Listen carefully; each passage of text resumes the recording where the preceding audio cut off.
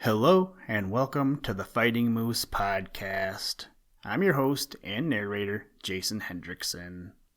This is a podcast where I retell stories, some fictional and some historical, that can be enjoyed by people of all ages. Today we have a double feature. We are going to work first and then play second. The first story is historical in nature. At the time of this recording, today is November 5th, which means we must remember the Gunpowder Treason and plot. So we will read the story, Guy Fawkes, which comes to us from the book True Stories of Wonderful Deeds. At the end of that story is the short nursery rhyme about the 5th of November.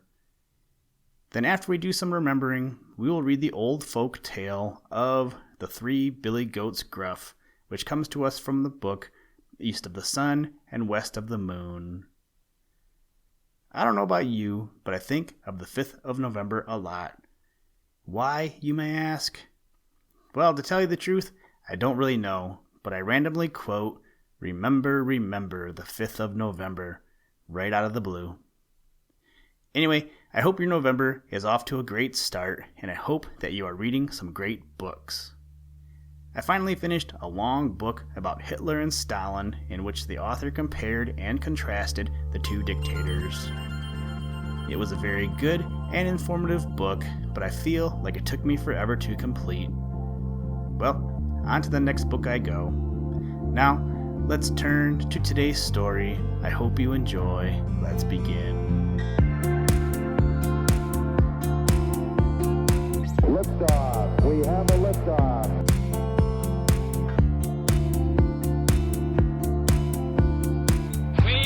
To go to the moon in this decade and do the other things, not because they are easy, but because they are hard.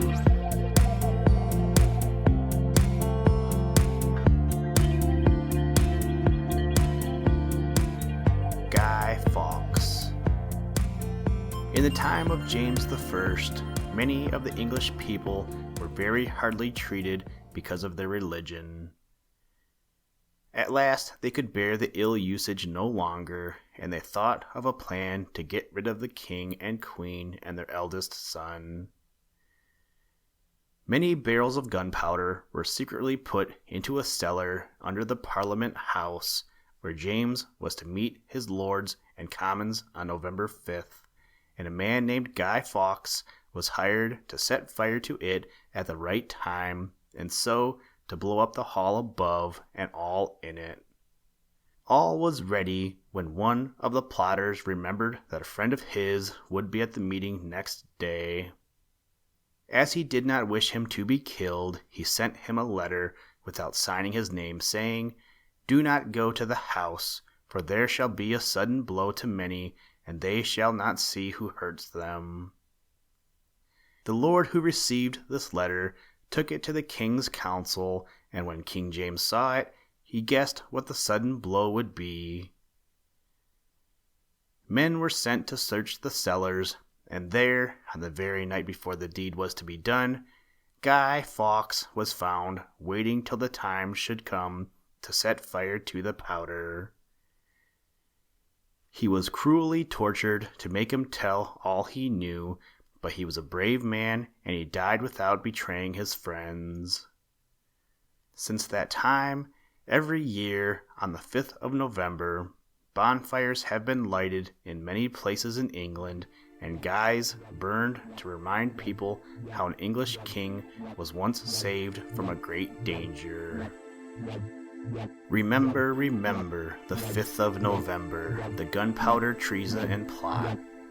There is no reason why the Gunpowder Treason should ever be forgot.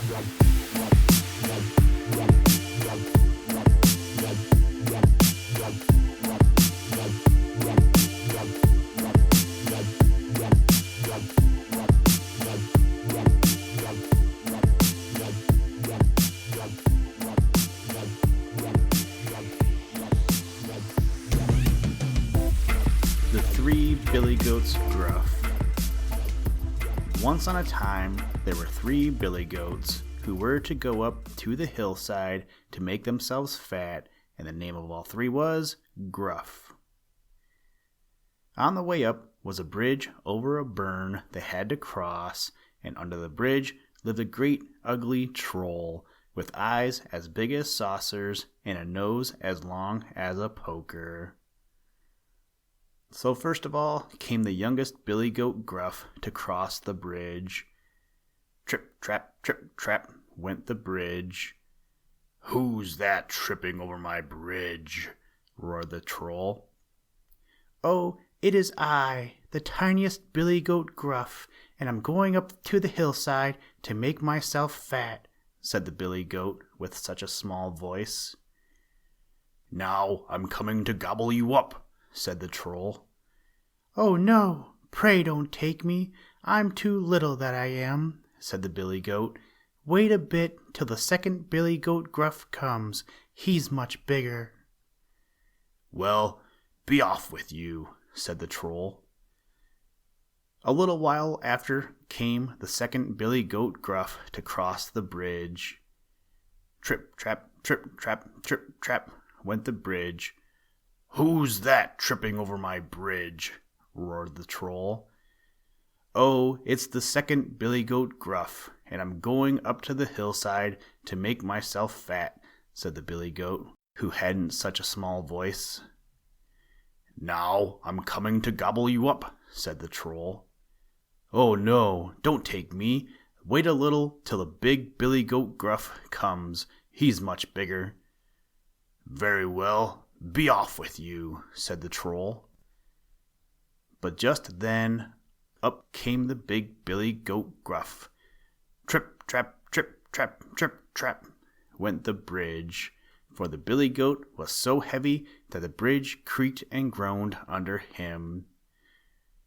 "Who's that tramping over my bridge?" roared the troll. "It's I, the big Billy Goat Gruff," said the Billy Goat, who had an ugly hoarse voice of his own. "Now I'm coming to gobble you up," roared the troll.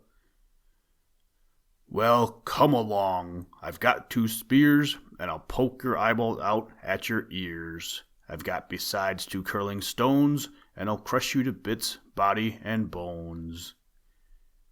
That was what the big Billy Goat said, and so he flew at the troll and poked his eyes out with his horns and crushed him to bits, body and bones, and tossed him out into the burn, and after that he went up to the hillside.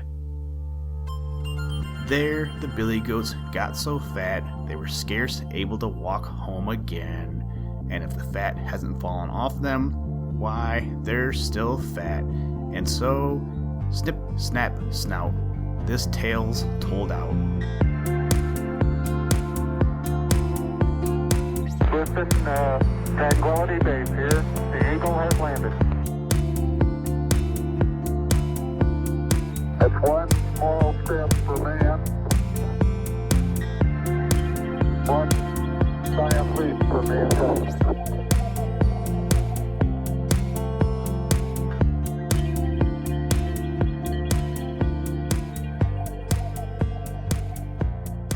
Thank you for listening to this episode of the Fighting Moose Podcast.